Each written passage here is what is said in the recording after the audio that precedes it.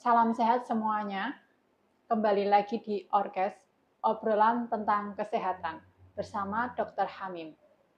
Apa kabar Pak Dr. Hamim? Alhamdulillah Ya. sehat. Nah, Kali ini saya akan menanyakan tentang demam kejang pada anak. oh ya, Ya. Bagaimana kejang itu? pada anak. Ya. Iya. Jadi kejang pada anak ini bisa karena demam, bisa karena epilepsi, bisa juga karena faktor-faktor penyakit yang lain. Cuman memang banyak sekali kasus-kasus terjadi pada anak ini kejangnya karena demam. Jadi yang disebut dengan kejang demam. Jadi kejangnya karena suhu tubuh anak ini meningkat di atas 38. Ya. 38, 38,5 ke atas. Itu pada beberapa anak ada yang tidak kuat sehingga kemudian terjadi kejang.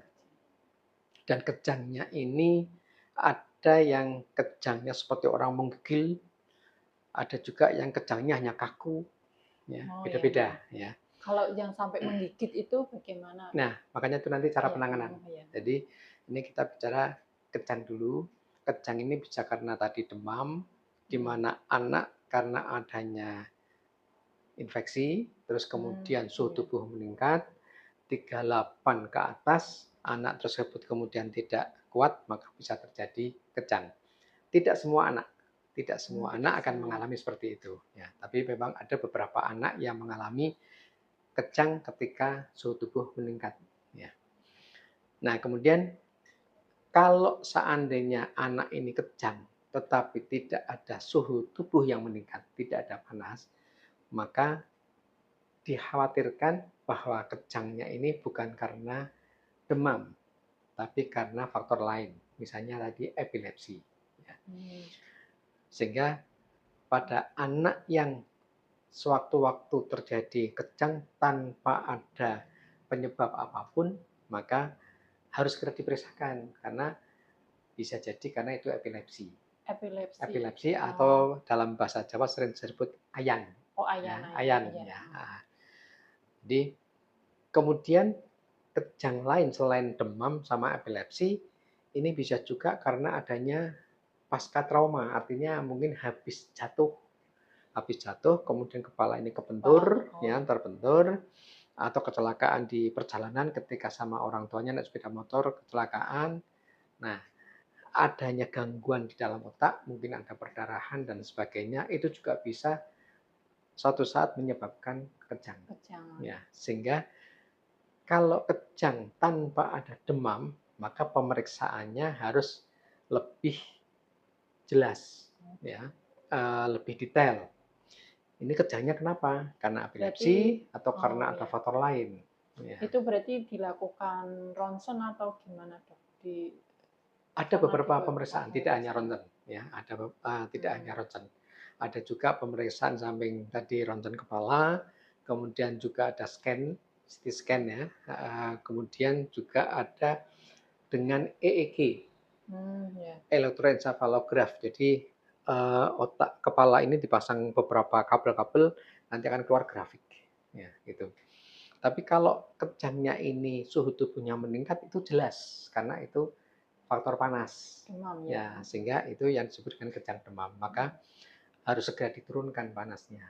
Nah, kemudian ketika ada kejang, apa sih yang harus dilakukan oleh keluarga? Ya, karena pertolongan pertama dari orang tua. Betul, ya, karena ketika orang itu kejang kemudian seperti ini, dikhawatirkan ketika di bawah ini kan kebenturan kepala, sehingga harus ditahan kepala ini, ya, tahan kepala. Kemudian juga kadang-kadang ini gigi ini menggigit terlalu kencang, ya, sehingga harus ditahan. Caranya pakai sendok yang dilapisi kain, ya, kemudian langsung lidahnya didarang dan ditaruh di antara dua gigi. Sehingga yang digigit ini adalah sendok, tapi bukan sendoknya, ya, ujungnya, ya. Ya, ujungnya yang dipegang tangan itu yang kain, ya, kemudian taruh di, jadi lidahnya didorong supaya tidak kegigit, ya. Nah, jadi yang digigit itu adalah Sendok. ujung dari sendok. Hmm. Ya. Nah, ketika dia lagi kejang, ditahan aja kepalanya. Dan kepalanya supaya tidak kebentur lantai. Terkena lantai. Ya, Iya. itu. Nanti kalau sudah agak mereda, itu kalau seandainya di rumah yang tanpa pengobatan, ya sementara itu dulu. Mm-mm. Ya. Kalau ada panas, maka semua baju ya. dilepas, Oh, dikendorin ya, terutama yang leher nih dibuka, kemudian ambil handuk, dikasih air, ya, diperes, tempelin semua. Hmm. Ya, tempelin semua. Yang penting jangan sampai ada pakaian yang ketat, dilepas semua. Ya. Nah, itu agak lebih mempercepat terjadinya penurunan suhu, maka kejangnya bisa mereda. Ya. Nah, baru segera dibawa. Setelah itu baru dibawa ke rumah fasilitas sakit kesehatan terdekat, Iya. ya, terdekat.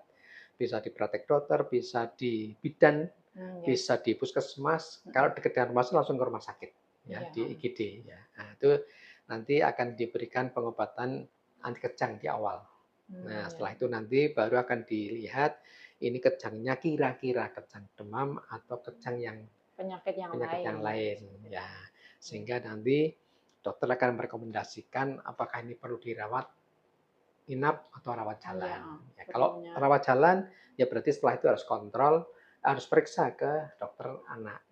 Ya, lebih gitu. Intensif ya. Betul ya. Jadi supaya pemeriksaannya betul-betul terfokus, sampai akhirnya ketemu ini karena apa sih. Ya. Kalau kejang karena demam, maka di rumah harus selalu punya penurun panas.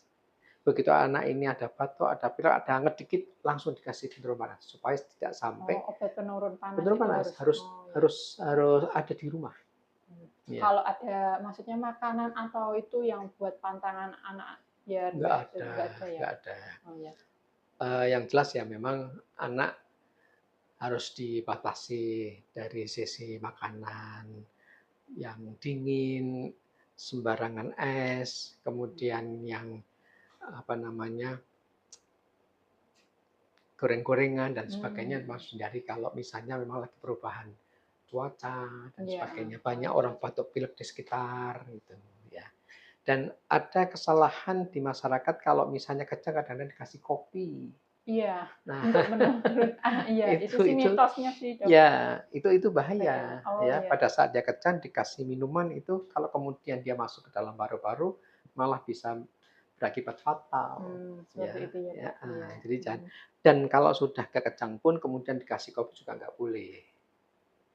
Ya, itu. Jadi itu ada anggapan di masyarakat untuk supaya tidak terjadi kejang lagi dikasih kopi ya. Itu salah. Ya.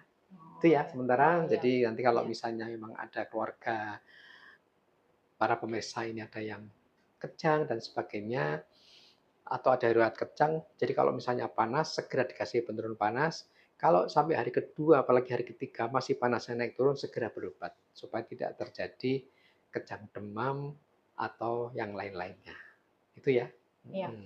Ya. Terima kasih ya, Dok. Nah, semoga kali ini bisa pengetahuannya membantu para ibu di rumah dan mengantisipasi anaknya terhindar dari kejang. Sekian dari kami.